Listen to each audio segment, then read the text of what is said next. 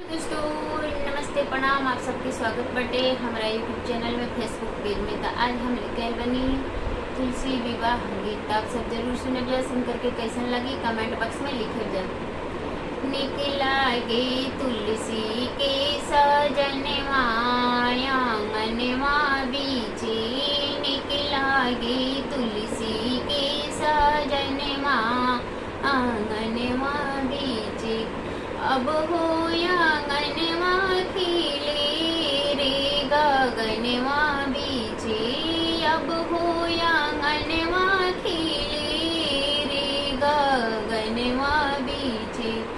निकला गे तुलसी के सजनवा आंगनवा बीचे, निकला गे तुलसी के सजनवा आंगनवा बीचे।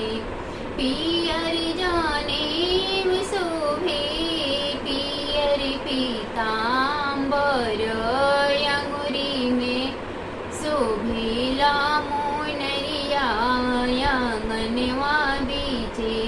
निकला गे तुलसी के सजनवा आंगनवा बीचे, निकला गे तुलसी के सजनवा आंगनवा बीचे। पियर राने शोभे पियर पीताम्बर शोभे, अंगुरी में शोभेला मुनरिया आंगनवा बीचे।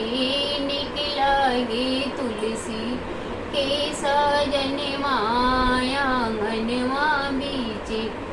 ब्रह्मा विष्णु शिव शंभु फूल बरसावेले, ब्रह्मा विष्णु शिव शंभु फूल बरसावेले। अजु बड़ुए तुलसी के लगनवा आंगनवा बीचे, अजु बड़ुए तुलसी के लगनवा आंगनवा बीचे। निकला गे तुलसी के सजनवा आंगनवा बीचे।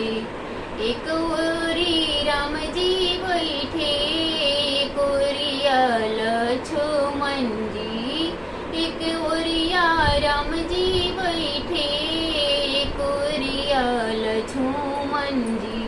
बिचवा में बैठे भोले बाबा आंगनवा बीचे।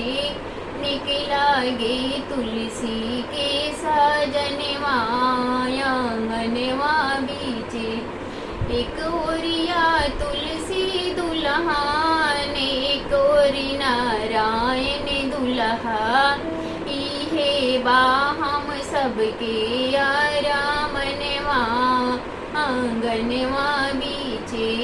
निकला गे तुलसी के सजनवा आंगनवा बीचे। निकला गे तुलसी के सजनवा